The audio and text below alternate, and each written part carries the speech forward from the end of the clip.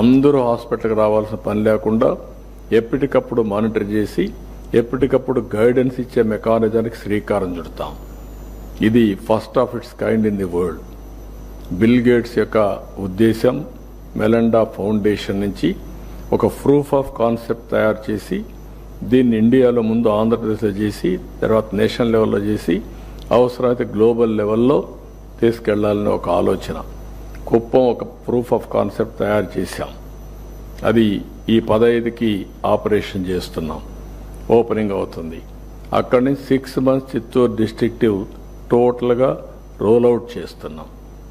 అది ఒక మోడల్ కింద పైలట్ కింద తయారవుతుంది.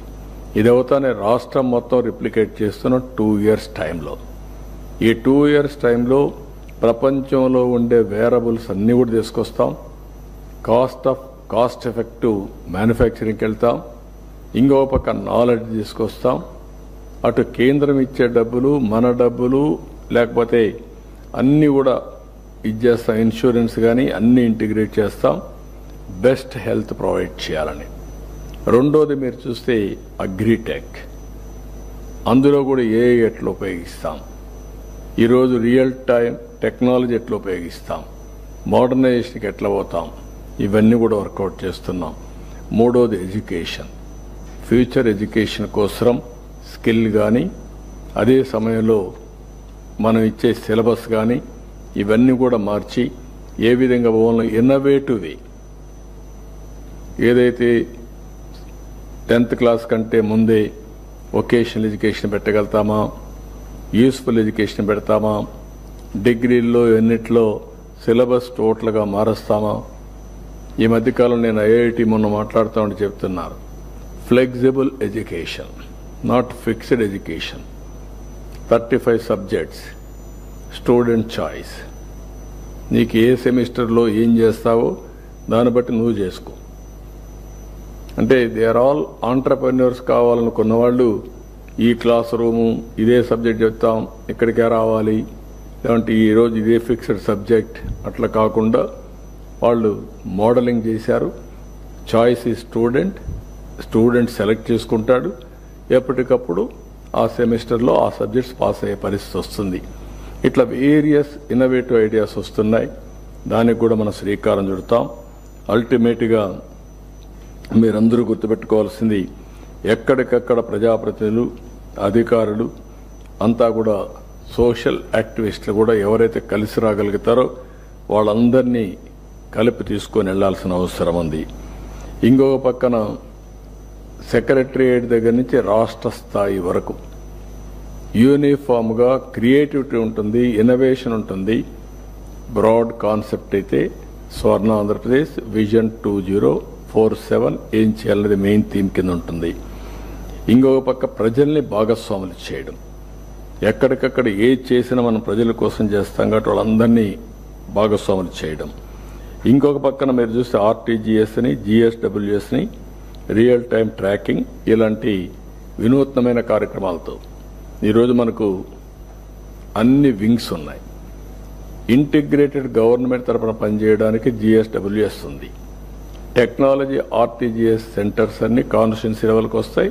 అవసరమైతే మండలం వరకు తీసుకెళ్తాం, అవన్నీ కూడా వస్తాయి. ఇవన్నీ చేయడానికి మళ్ళా KPI, clear cut mile stones, మళ్ళీ క్వార్టర్లీ ఒకసారి జిఎస్టిపి మెజర్మెంట్స్ అవి కూడా మనం చేసుకుంటాం. రేపు ఎవ్రీ క్వార్టర్లీ మనం చేసినప్పుడు జిల్లాలు ఎక్కడున్నాం, కాన్స్టిట్యున్సీలు ఎక్కడున్నాం, మండలంలో ఎక్కడున్నాం, yearly per capital income and also GSDP state లెవెల్లో వస్తే జిల్లా లెవెల్లో డొమెస్టిక్ ప్రోడక్ట్ వస్తుంది, విలేజ్ లెవెల్లో వస్తుంది. దీన్ని ఎక్కడికక్కడ మెజర్ చేసుకుంటూ మనందరం ముందుకు పోతాం.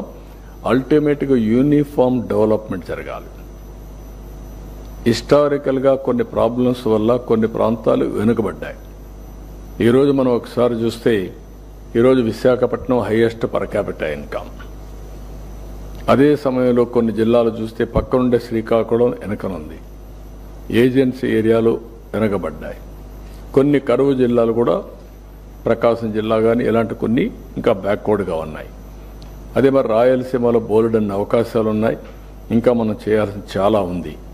ఇవన్నీ మనం తీసుకున్నప్పుడు ఏ విధంగా మనం దీన్ని ప్రణాళిక కరెక్ట్గా చేసుకొని ఇంప్లిమెంటేషన్ కరెక్ట్గా చేసి every year bench marking, last year per capital income ఏంటి, అదే మరిగా హ్యూమన్ ఇండెక్స్ ఏంటి, ఆరోగ్యం కానీ ఎడ్యుకేషన్ కానీ ఇలాంటి కొన్ని ఇండికేటర్స్ పెట్టుకుంటాం.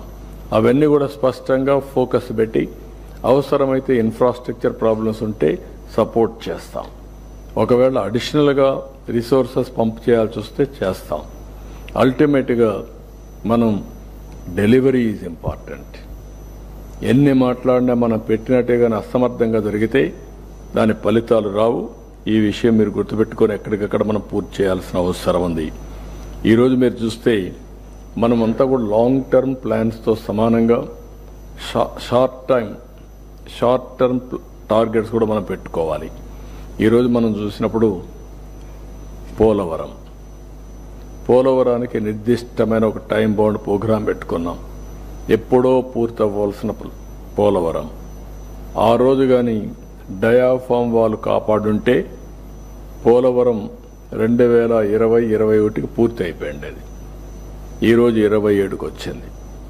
దీనివల్ల 2.5 times డయాఫామ్ వాళ్ళు ఖర్చు పెరిగింది, కాస్ట్ ఓవరాల్ ప్రాజెక్ట్ పెరిగిపోయింది. ఇలాంటి అనేక సమస్యలు వచ్చాయి. ఏది ఏమైనా 2027కి పోలవరం జాతికి అంకితం చేస్తున్నాం. ఆ విధంగా పనులు కూడా ప్రారంభమైనాయి. అమరావతి కూడా ఎప్పుడో పూర్తి కావాల్సింది, ఒక మంచి సిటీ రావాల్సింది, అది రాకుండా దాన్ని చేశారు. ఇప్పుడు కూడా అమరావతి అనేది సెల్ఫ్ ఫైనాన్సింగ్ ప్రాజెక్ట్. ఇక్కడ రైతులు ల్యాండ్స్ ఇచ్చారు. ఆ ల్యాండ్స్ వల్ల ఇన్ఫ్రాస్ట్రక్చర్ వస్తుంది, గవర్నమెంట్ బిల్డింగ్స్ వస్తాయి, తిరిగి డెవలప్ చేసి వాళ్ళకి ఇస్తాం. మిగిలిన ల్యాండ్ అమ్మి ఆ అప్పులు కూడా తిరిగి కట్టేసే పరిస్థితి వస్తుంది. But this is another project. ఇంత మునుపంతా కూడా ఇష్టానుసారంగా చేసి అన్ని ఇబ్బందులు వచ్చాయి. విశాఖపట్నం ఒక యాక్షన్ ప్లాన్ తయారు చేశాం. Visakhapatnam one of the best area కింద next Mumbai or equal to Mumbai మనం తయారు చేయడానికి ప్రణాళికలు తయారు చేసుకుంటున్నాం. We're moving in the direction. ఇప్పటికే ఆర్సీఆర్ మిథల్ స్టీల్ ప్లాంట్ వచ్చింది, గూగుల్ వస్తుంది, టీసీఎస్ వచ్చింది, ఇంకా అనేక కంపెనీలు వస్తాయి, ఫార్మా వస్తూ ఉంది, ఎయిర్పోర్ట్ పూర్తి చేస్తున్నాం, మెట్రో వస్తుంది. Visakhapatnam will be the happening city. అదే మరి Tirupati, it is a destination. అందులో మీరు చూస్తే మ్యారేజెస్ కావచ్చు, లేకుంటే డెవలప్మెంట్ చేయడానికి బోల్డ్ అన్ని అవకాశాలు ఉండే సిటీ తిరుపతి. ఇంకో పక్క రాయలసీమలో మీరు చూసినప్పుడు నేను ముందే చెప్పాను, Lepakshi to Orvakal. Rayalaseema as a unit in a big way. ఈ ఇండస్ట్రియలైజేషన్ అదే మరి గ్రీన్ ఎనర్జీకి ముందుకు పోతున్నాం.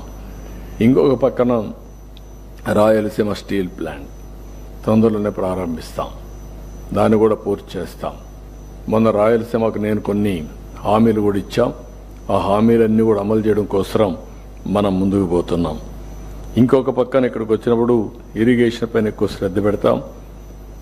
ఇది కాకుండా భోగాపురం ఎయిర్పోర్ట్ 2026కి పూర్తి చేస్తున్నాం. విశాఖపట్నం రైల్వే జోన్ కూడా పనులు ప్రారంభమవుతున్నాయి. షిప్పింగ్ హార్బర్స్ కూడా వస్తున్నాయి. ఇంకో పక్క పోలవరం బనకచెర్ల అనుసంధానం కూడా చేస్తాం. ఈ విధంగా ఒకటి కాకుండా అనేకమైనటువంటి క్లియర్ కట్ యాక్షన్ ప్లాన్ తయారు చేశాం. ఫోకస్ అప్రోచ్ తీసుకున్నాం. మేము ఈ ప్రాజెక్ట్స్ అన్ని తీసుకొని ఒక డైరెక్షన్ ఇచ్చినప్పుడు ఇక్కడ ఎన్డీఏ గవర్నమెంట్లో ఉండే ఎమ్మెల్యేలు కానీ, ఎంపీలు కానీ, మంత్రులు కానీ, అదే మరి నాయకులు కానీ దీన్ని ఏ విధంగా మనం ముందుకు తీసుకుపోగలుగుతామో మనం కూడా గుర్తుపెట్టుకోవాల్సిన అవసరం ఉంది.